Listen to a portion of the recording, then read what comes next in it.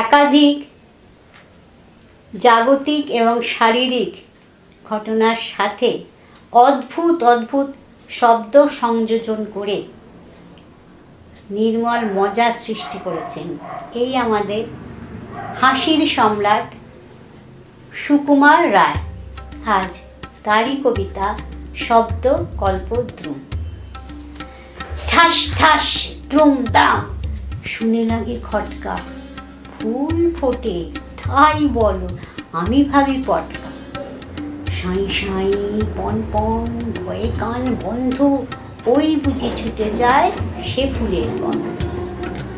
চুপ চুপ ওই শোন ছুপ ছাপ ছপাস, চাঁদ বুঝি ডুবে গেল গব গব গবাস।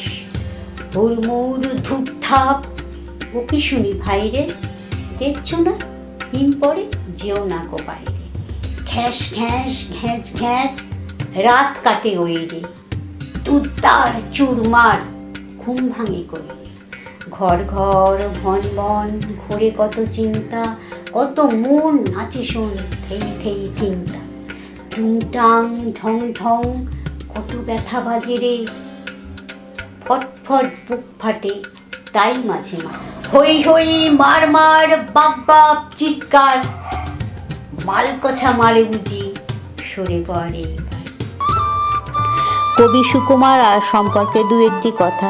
কবির জন্ম হয় 1887 সালের 30শে অক্টোবর কলকাতার এক সম্ভ্রান্ত ব্রাহ্ম পরিবারে।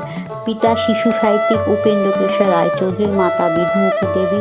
তিনি ডক্টর দ্বারকানাথ গাঙ্গুলির কন্যা এবং মাতামহী ভারতবর্ষের প্রথম মহিলা চিকিৎসক ডক্টর কাদম্বিনী দেবী।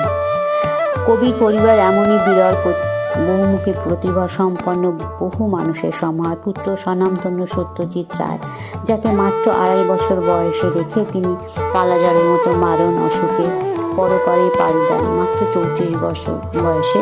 সালটি ছিল 1923-এর 10ই সেপ্টেম্বর। বহুমুখী প্রতিভা সম্পন্ন বিরল অথচ ক্ষণজন্মা মানুষকে আরও কিছুদিন পেলে বাংলা সাহিত্য আরও সমৃদ্ধ হতো। যাই হোক, অল্প দিনে তিনি যা দিয়েছেন সেটা আমাদের কাছে অনেক পাওয়া। আরেকটি বিষয়, কবির সাথে বিশ্বকবি রবীন্দ্রনাথ ঠাকুরের সৌহার্দ্যপূর্ণ সম্পর্ক ছিল। কবির মৃত্যুশয্যায় রবি ঠাকুর তাকে 9টি গান শুনিয়ে গেছিলেন, কারণ সুকুমার গান শুনতে খুব ভালোবাসতেন। এইটাই একটা বিশেষ ঘটনা তার জীবনে। আজ এই অবধি।